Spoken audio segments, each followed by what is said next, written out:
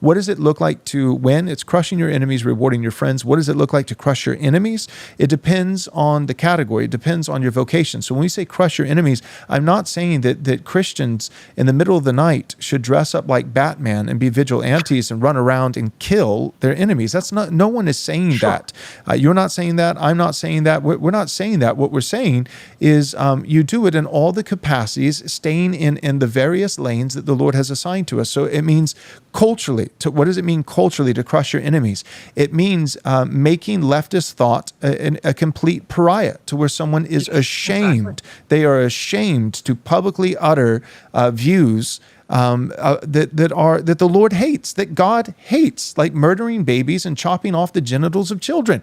Like leftists should be ashamed, and anyone who has said those things publicly in any serious position of power and media and all the absolutely, they should be crushed. Meaning what? That you privately as a vigilante should kill them? No, it means they lose their job. It means they lose their livelihood. They lose stock. They lose credibility. It means all those things. And if you are a civil magistrate and you have leverage and you have the role and the power to legislating righteous laws. And so again, that's not vigilante, but that's now through the mechanism of the state, legislating righteous laws that would have righteous consequences as a private citizen. It means doing it culturally. It means utilizing social media. If you're a private citizen who owns a business, it means hiring the faithful, hardworking Christians in your church and not hiring leftists who hate you and who are going to demean your, that's what we're talking. We're talking economically, we're talking socially, culturally, politically, in all these ways that are perfectly conducive with biblical standards. None of this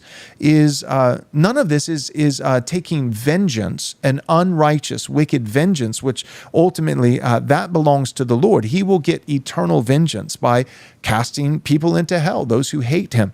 But that's not what we're talking about. We're talking about all the mechanisms that are at our disposal and that are righteous to use. And in those ways, that's what we mean by crushing enemies and rewarding friends. This is perfectly conducive with Christian thought.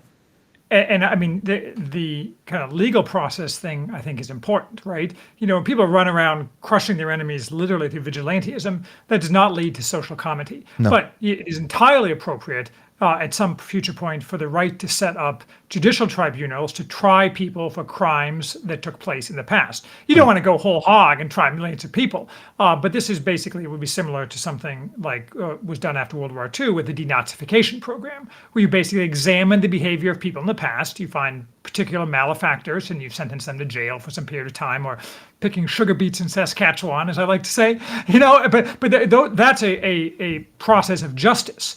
I mean, the punishment of leftists is fundamentally a process of justice, not a process of